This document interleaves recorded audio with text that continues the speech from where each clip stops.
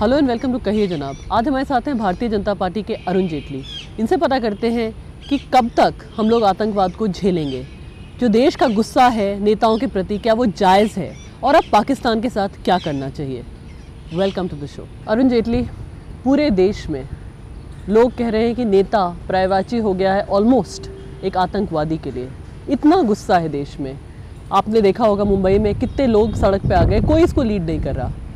आप सिर्फ एक नेता नहीं हैं, आप एक प्रोफेशनल भी हैं। मुझे बताइए कि आप इसको किस तरह से देखते हैं। मैं इसको दो अलग अलग दृष्टि से देखता हूँ। मैं ये मानता हूँ कि आम आदमी में जो गुस्सा है जायज़ है, वो 100% जायज़ है। मैं उसको जायज़ इसलिए मानता हूँ कि आतंकवाद का खतरा हिंदुस्तान में नया तो पैदा हुआ नहीं है, और क्योंकि नया नहीं पैदा हुआ इसलिए सरकार को पहले से कदम उठाने चाहिए थे। और हमारे देश का दुर्भाग्य ये है कि आतंकवाद की घटनाओं का जो संबंध है और उससे लड़ने का संबंध है वो राष्ट्रीय सुरक्षा के साथ न जोड़कर उसको वोट बैंक की राजनीति के साथ जोड़ दिया गया। और लोग सचमुच में इस भावना को प्रकट कर रहे हैं कि अब बहुत हो चुका, हमसे बर्दाश्त नहीं होगा, आप ये राजनीति छोड़िए और इसमें आइए। मैं दूसरा एक और कारण मानता हूँ।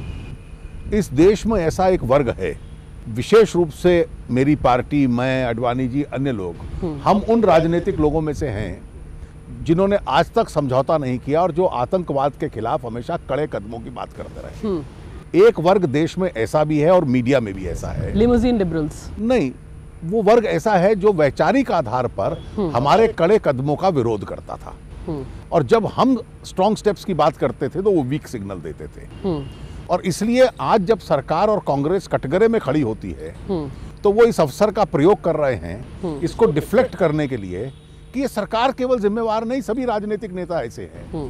भाई, आम आदमी समझदार होता है, आम आदमी समझदार होता है। इसलिए आपका गुस्सा इसलिए हो कि राजनीतिक सिस्टम के ऊपर आप दबाव बनाएं इस बात के लिए कि कड़े कदम लीजिए और ये चीज बर्दाश्त नहीं होगी। इसको मैं 100% जायज मानता हूँ। आप कह रहे हैं कि जो नेताओं की लोग बात कर रहे हैं, नेता जिस तरह की इनसेंसिटिविटी, जिस तरह की कैलसनेस दिखाई है, मैं आपको 2 एग्जांपल देती हूँ। लेफ्ट, जो आप जिन इंटेलेक्चुअल्स का बहुत बड़ा फेवरेट है, जिस तरह से एक शहीद को, जिसके पिता को इंसल्ट किया गया, आपकी पार्टी में, मैं उनका नाम नहीं लूँगी, पूरा देश जानता है। एक हद होती है। इस तरह का अनसिविलाइज्ड कैलस अप्रोच इस देश के नेता कब तक करेंगे? देखिए, बिल्कुल नहीं करनी चाहिए थी। और हमारे यहाँ जब नकवी जी ने एक बयान दिया जी, मैंने तुरंत आधे घंटे के अंदर पार्टी की ओर से उसका खंडन किया, और मैंने ये सार्वजनिक रूप से कहा कि हम लोग मानते हैं कि ये गुस्सा जायज़ है और इस गुस्से का परिणाम ये होना चाहिए कि लोगों के ऊपर दबाव बने। और इसलिए मैं मानता हूं कि उनसे एक भूल हुई जो उन्होंने करेक्ट कर दी, और हमारी पार्टी ने उसको तुरंत करेक्ट किया। लेकिन ऐसे मौके पर मैं मानता हूं कि लोगों का गुस्सा जेन्युइन है, और जो शहीद हुए हैं उनके परिवारों के लिए तो एक विशेष श्रद्धा इस वक्त होनी चाहिए कि उन्होंने तकलीफ भी सही भारत के लिए अपनी जान दे दी।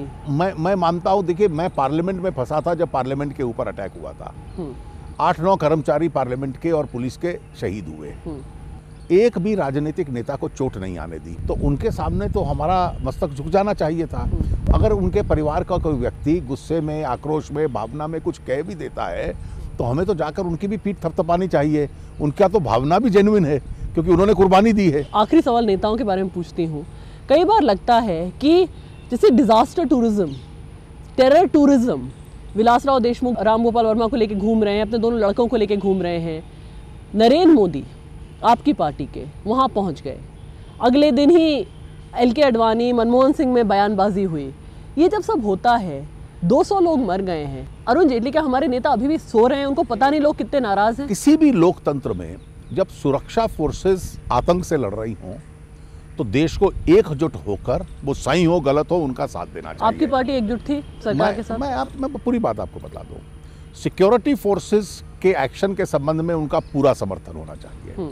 जहां तक राजनीतिक दृष्टि से सरकार की अप्रोच है, मैं ऐसा मानता हूं कि अगर कहीं चुनाव भी हो रहे हैं इसलिए ये राजनीतिक विषय आएगा। राजनीतिक डिबेट को गैग नहीं किया जा सकता डेमोक्रेसी के अंदर। सरकार कहीं कमजोर है, कहीं ढीली है, तो सरकार के ऊपर दबाव बनाना पब्लिक बना सकती है मुंबई के अंदर लोग गेटवे ऑफ इंडिया पे जाकर दबाव बना सकते हैं, मीडिया में आप टिप्पणी देकर कर सकते हैं, तो ऑपोजिशन पार्टी के नाते हमारा भी फर्ज बनता है कि हम सरकार के ऊपर दबाव बनाए। ये तो होगा नहीं कि केवल अन्य लोग बोले और हम गैग हो गए। सरकार की नीति अगर कमजोर रही है तो सरकार के ऊपर दबाव बनाना हमारी ड्यूटी भी है और हमारा अधिकार भी है। लेकिन बहुत फाइन डिस्टिंक्शन है ना, लोगों को, मैं आम आदमी की बात कर रही हूँ जो सब कुछ देख रहा है, वो तो कह रहा है कि लाशों पे राजनीति हो रही है। बिल्कुल नहीं, लोग बहुत समझदार हैं, ये डिस्टिंक्शन बिल्कुल स्पष्ट है, फाइन डिस्टिंक्शन नहीं है।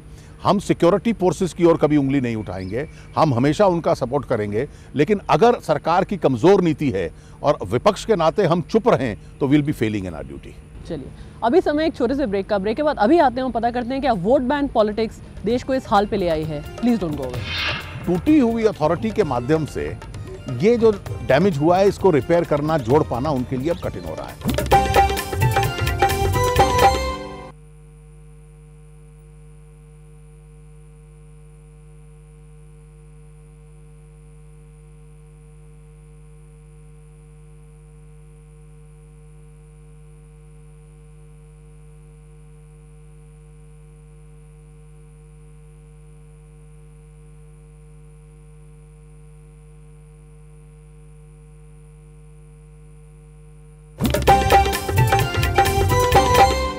वेलकम बैक टू कहिए जनाब। हम लोग बातचीत कर रहे हैं भारतीय जनता पार्टी के अरुण जेटली से। मिस्टर जेटली, आक्रोश अलग छोड़ते हैं, ये जो आज देश का हाल है, हर 3-4 महीने पे कुछ हो रहा है। जब से ये सरकार आई है 800 इनोसेंट लोग मर चुके हैं, लेकिन आज तक 60 सालों में कुछ बदला नहीं है। क्या आपको लगता है फाइनली जो कहते हैं कैंसर इतना फैल गया और ये फाइनल वोट बैंक पॉलिटिक्स जो हर पार्टी ने, आपकी पार्टी ने, कांग्रेस ने, सबने किया है, उसका आज नतीजा है? देखिए, बहुत ही सरल विश्लेषण है जो आप कर रही हैं, लेकिन आज तक बहुत कम सरकारें रही हैं जिन्होंने नेशनल सिक्योरिटी पे पॉलिटिक्स की है। इंदिरा जी के साथ हम लोगों के मतभेद थे, इमरजेंसी को लेकर तो बहुत मतभेद थे, लेकिन कभी हमने ये आरोप नहीं लगाया था कि वो आतंक के प्रति कमजोर हैं। वो स्वयं शहीद हुई। राजीव गांधी जी से हमारे बहुत मतभेद थे, हमने कभी ये आरोप नहीं लगाया था कि टेररिज्म के प्रति ये नरम है। उसके बाद आपकी यूनाइटेड फ्रंट की सरकार रही, नरसिम्हा राव जी की सरकार रही, वाजपेयी जी की सरकार रही। ये 2004 के बाद पहली बार हिंदुस्तान में ये फ्रेज सुनने को मिला, सॉफ्ट ऑन टेरर। उसके पीछे कारण ये था कि यूपीए ने जब एनडीए की सरकार पोटा लाती थी या सख्त कदम लेती थी, तो इन्होंने ये देश में झूठा प्रचार शुरू कर दिया कि एंटी टेरर कदम जो हैं वो वास्तविकता में एंटी माइनॉरिटी है। और जब पावर में आए तो जो कुछ हम करते थे उसको रिवर्स इनको करना पड़ा, और 4.5 साल इन्होंने रिवर्स करने में लगा दिए। मैं उदाहरण देता हूं, पोटा वापस लिया तो पार्लियामेंट में 10 बार बहस है, जब हम लोग कहते थे कि आतंकवादी के प्रति नरम बेल प्रोविजन क्यों हो, आतंकवादी की कन्फेशंस एडमिट होनी चाहिए जो पोटा में थी। शिवराज पाटिल और मनमोहन सिंह जी कहते थे नहीं होनी चाहिए, ये मानवाधिकारों का होगा। आज जो आतंकवादी मुंबई में पकड़ा गया जो जीवित है, वो आज जितने इकबालिया बयान दे रहा है, हम कहते हैं इससे पाकिस्तान का गुनाह साबित होता है। लेकिन इस सरकार का तर्क ले लो तो वो एविडेंस नहीं है, क्योंकि उन्होंने तो कानून बदल दिया था। तो इसलिए कराची में कैसे षड्यंत्र हुआ ये तो केवल वही बतलाएगा, उसके तो आई विटनेसेस हमारी पुलिस या एटीएस नहीं ला कर देगी। बिल्कुल। तो इसलिए इस सरकार ने नरम नीति अपनाने लग पड़ी। और पहली बार इनके साथ क्या हुआ कि इन्होंने जो अपनी सेक्युलरिज्म की परिभाषा को परवर्ट किया, उसमें नेशनलिज्म ने एकदम पिछली सीट ले ली। अफजल को फांसी मत लगाओ, क्या कारण है कि आपको पोटा नहीं चाहिए?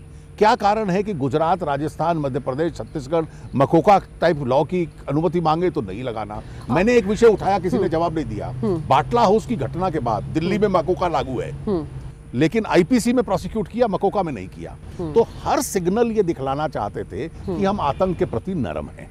और इसलिए पहली बार अगर कोई सरकार है, मैंने पहले 3 प्रधानमंत्री कांग्रेस के रहे उनका नाम लिया, हमने उन पे कभी वीक ऑन टेरर का आरोप नहीं लगाया। ये केवल जो मनमोहन सिंह जी और सोनिया जी का कॉम्बिनेशन है, इसने 2004 के बाद सेक्युलरिज्म की जो परिभाषा को परवर्ट किया, तो ये सरकार वीक ऑन टेरर थी। और उसकी वजह से ये जो गुस्सा आप कह रही हैं ना, ये उसकी वजह से है जिसका थोड़ा सा आयर हम लोगों को भी फेस करना पड़ता है। थोड़ा नहीं, काफी। देखिए, अल्टीमेटली पब्लिक समझदार है और पब्लिक को मालूम है कि हम लोग तो कभी टेरर के प्रति वीक नहीं रहे। अच्छा, मुझे एक चीज बताइए, ठीक है आप वीक नहीं रहे, लेकिन जिसे कहते हैं पूरा सिस्टम, अब नेवी चीफ कह रहा है सिस्टम्स फेलियर, सब लोग कह रहे हैं सिस्टम्स फेलियर। एनएसजी को इस देश में मुंबई में इतनी बड़ी हादसा हो गई, घटना हो गई, एनएसजी को 9.5 घंटे लग गए वहाँ पहुँचने में। ये तो एक सिस्टम फेलियर। एक दूसरी बात ये कि आपने पूरे साध्वी प्रज्ञा केस में जो एटीएस चीफ जो आज देश के लिए शहीद हुए हैं, उनके खिलाफ जो इल्ज़ाम लगाए, जिस तरह से आप लोगों ने उस पर एक राजनीति खेली। अगर एक टेररिस्ट है, उसका कोई रिलीजन नहीं होता, जो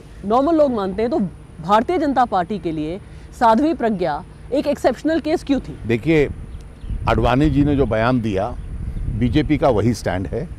उन्होंने केवल कहा कि उसने एफिडेविट में जो टॉर्चर के एलिगेशंस लगाए हैं उसके ऊपर जांच। एक मिनट में आपको यहाँ टोकूंगी। आपके पार्टी के प्रमुख पार्टी प्रेसिडेंट राजनाथ सिंह इसी शो में कहिए जनाब में, जी न्यूज़ में, उन्होंने कहा कि उनको कुछ एम्बैरसमेंट नहीं है। उनका वर्ड था एम्बैरसमेंट नहीं है उनके साथ अपनी फ़ोटो जो रिलीज़ हो गई।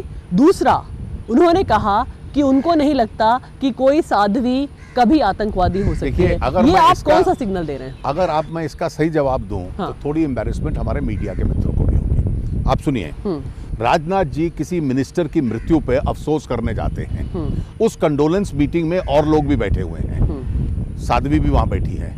उस फोटो को छाप के कह देना कि आपका इससे संबंध था, ये रिस्पॉन्सिबल जर्नलिज्म था? 45 दिन जो चैनल हिंदू टेरर की बात कर रहा था, आज उसके अपवाद में दूसरा शब्द तो प्रयोग नहीं किया।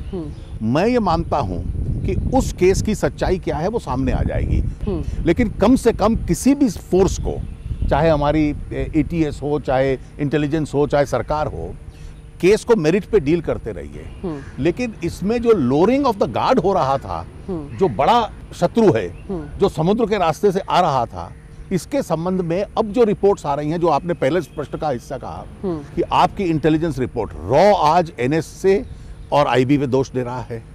आईबी और वो कह रहे हैं कि हमने दिया, लोकल पुलिस ने नहीं किया, कोई नेवी के खिलाफ, कोई कोस्ट गार्ड के खिलाफ उंगली खड़ी कर रहा है। मैं ये मानता हूं कि आज की परिस्थिति दुर्भाग्य से बन गई है कि जब कोई राज टूटने लगता है और उसकी पूर्व संध्या पर, eve of the cracking up of the Raj पर जो ब्लेम गेम शुरू होता है, राजनीतिज्ञों में तो चलता था, ये इतिहास में पहली बार हो रहा है कि आपस में इंटेलिजेंस और सिक्योरिटी एजेंसीज के बीच में ये, और ये बहुत दुख की बात है, और एक तरह से बहुत ही बड़ा फंडामेंटल परेशानी है कि आपको पूरा सिस्टम ही क्रैक कर रहा है। देखिए, और उसमें कारण ये है कि पॉलिटिकल एस्टेब्लिशमेंट की पॉलिटिकल और मॉरल अथॉरिटी टूट गई है, और वो टूटी हुई अथॉरिटी के माध्यम से ये जो डैमेज हुआ है, इसको रिपेयर करना, जोड़ पाना उनके लिए अब कठिन हो रहा है। तो मैं मानता हूं कि आज इस देश को सचमुच में राजनीति से ऊपर उठकर इसको कैसे करेक्ट किया जा सकता है, उस दिशा के अंदर अब सोचना चाहिए। अभी समय एक छोटे से ब्रेक का। ब्रेक के बाद आते हैं, पता करते हैं कि पाकिस्तान के साथ भारतीय जनता पार्टी अब कैसे सलूक चाहती है। Please don't go away. इस मामले में मैं पूर्ण रूप से भारत सरकार का साथ देना चाहूंगा, मेरी पार्टी उनका साथ देना चाहेगी। सरकार अपना असेसमेंट बनाए कि वास्तविकता क्या है।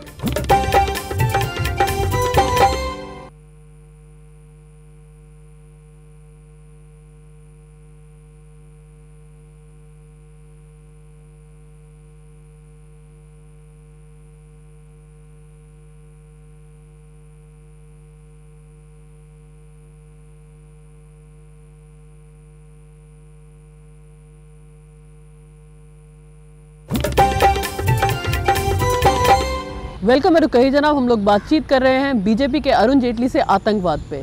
मिस्टर जेटली, पाकिस्तान सरकार कह रही है कि जिसने अटैक किया वो नॉन स्टेट एक्टर्स थे, इसके बारे में आप क्या कहेंगे? मैं मानता हूं कि पाकिस्तान एक ऐसा देश बन गया है कि वो इनकार की भावना का जीवन जी रहा है। They are living in denial. आतंकवादी पाकिस्तान से आए उसकी एविडेंस है, टेलीकम्युनिकेशंस की एविडेंस है, उनके मैरिटाइम रूट की एविडेंस है, इन लोगों के रूट्स कहाँ तक है उसकी एविडेंस है।